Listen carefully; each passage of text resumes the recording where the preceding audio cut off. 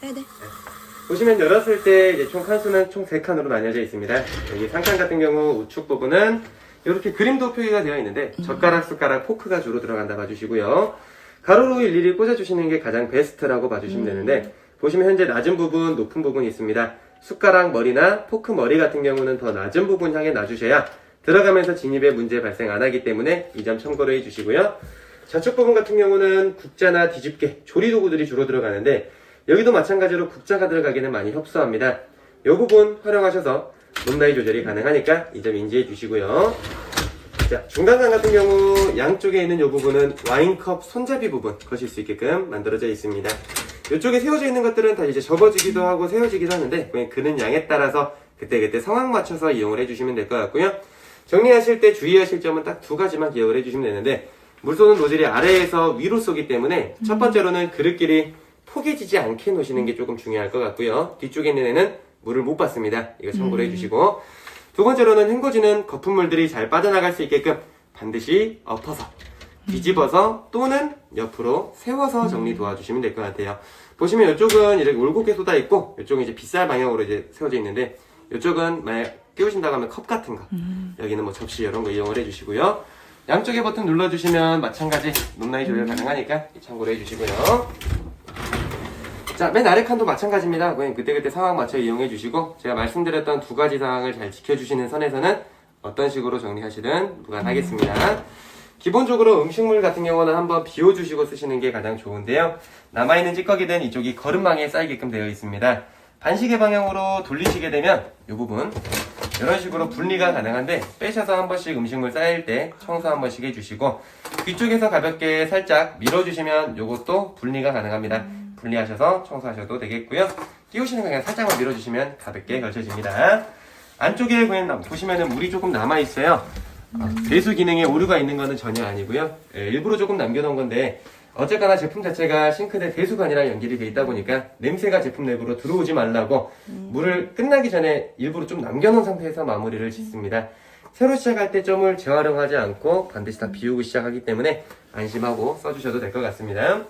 닫아주시는 거 모양 맞춰서 시계 방향 딸깍 소리 날 때까지 닫아주시고요. 자, 왼쪽 부분에 있는 이 뚜껑 같은 경우는 연수장치라는 명칭을 가진 기능인데 별도로 사용하실 필요는 없으세요. 현재 상수도 환경에 설치가 됐는데 뭐 예를 들면 지하수 환경에 설치가 됐다라는 가정하에 물에 석회질, 마그네슘 성분 여러 성분들로 인해 그릇들 표면에 얼룩이 발생할 경우 그런 성분 한번 잡아주는 약간 필터 같은 그런 느낌이라 봐주시면 되는데 상수도 환경에서 사실 그런 성분들이 많이 없기 때문에 뭐 굳이 넣으실 필요는 없으세요. 물론 넣으면 전혀 나쁜 기능은 아닌데 굳이 넣을 필요도 없다라고 말씀드리고 싶고요. 저기 뒤쪽에 선반에 보시면 저 깔때기 보이시죠? 네. 저기 이제 저기 쓰는 건데 이 기능을 활성화를 시키시려면 들어가는 재료가 딱 2가지가 있어요. 소금 1kg, 물 1리터. 이렇게 2가지를 넣어주셔야 이 기능을 활성화를 시키실 수 있는데 그때 활용하시는 깔때기입니다. 인지만 해주세요. 세제 같은 경우는 제가 일단은 주문해놓은 게 이제 고체 형식의 타블렛 세제예요. 매번 하실 때마다 하나씩 넣어주시면 되고요. 이 검은색 버튼 눌러주시게 되면은 이런 식으로 열리게끔 되어 있습니다. 모양 맞춰서 그냥 넣어주시고 닫아주시고 매번 하실 때마다 들어가고요. 우측 부분 같은 경우는 린스라는 이름의 세제가 들어가는데 요거 이제 이 건조 성능을 조금 향상시켜주는 역할을 하는 그런 세제라 봐주시면 될 것 같아요. 아마 제가 일단은 올인원 세제로 좀 준비를 하긴 했는데 올인원 세제 쓰시면서 또 별도로 린스까지 넣어주시면 건조 성능은 더 올라가니까 되도록이면 한 번씩 넣어서 이용을 해주시고 여기는 매번 할 때마다 들어가는데 여긴 맥스선 충전식입니다. 여기 맥스선까지 가득 채워주시면 될 것 같아요. 자, 이제 위쪽 보시게 되면 전원 버튼이 있습니다, 고객님. 켰을 때 1시간 36분이 가장 기본적인 표준 세팅 값인데 여기 시간을 중점으로 좌측 부분은 코스, 우측 부분은 추가적인 옵션 부분이라 봐주시면 될 것 같아요. 코스 같은 경우는 이제 사실 표준 코스만 쓰셔도 충분하거든요. 다른 거 사실 굳이 아실 필요는 없을 것 같고 조금 중요한 거는 이제 좀 불린 코스. 글자 그대로 이제 불려놨다가 설거지하셨던 것들에 해당이 되는데 시간이 보시다시피 굉장히 깁니다. 보통 이런 것들은 보통 불려야 되는 것들은 냄비나 프라이팬 조리하시면서 눌어붙은 것들이 많이 나오니까 어쨌거나 식사하시기 전이잖아요. 조금 미리 불려놓으신다는 가정하에 기계가 해야 할 일 직접 해놓으셨기 때문에 그때는 표준 코스 쓰셔도 충분히 깨끗하게 이용 가능할 것 같습니다. 우측 부분이 이제 추가적인 옵션 부분인데 이 점이 조금 중요합니다. 현재 고온 건조라는 기능에만 불이 들어와 있어요. 이게 빼시게 되면 시간은 굉장히 많이 줄어듭니다. 대신에 저희 사람이 설거지하고 물기 남은 상태 딱 거기까지만 된다 봐주시고요. 세탁기로 대조를 하자면 탈수 기능이 아예 빠졌다고 봐주시면 될 것 같아요. 되도록이면 불 들어와 있는 상태에서 이용해 주시고, 헹굼, 스팀, 고온 살균, 여기 세 가지 불이 꺼져 있습니다. 이 세 가지는 무조건 기본적으로 한 사이클 자동 추가가 되어 있어요. 절대 뺄 수가 없는 기능이라고 봐주시면 되고요. 이 눌러주신다는 거는 말 그대로 이미 들어가 있지만 한 번 더 하고 싶으실 때 그때 눌러주시면 되는데, 이거는 쓰시면서 그냥 차차 페이스 찾아가시면서 이용을 해주시면 될 것 같아요. 쓰다 보니까 나는 헹굼이 모자란 것 같아, 추가해 주시고, 나는 쓰다 보니까 시간을 떠나서 다 추가해서 쓰는 게 뭔가 마음도 안심이 되더라, 그래서 좀 시간이 굉장히 길어지죠.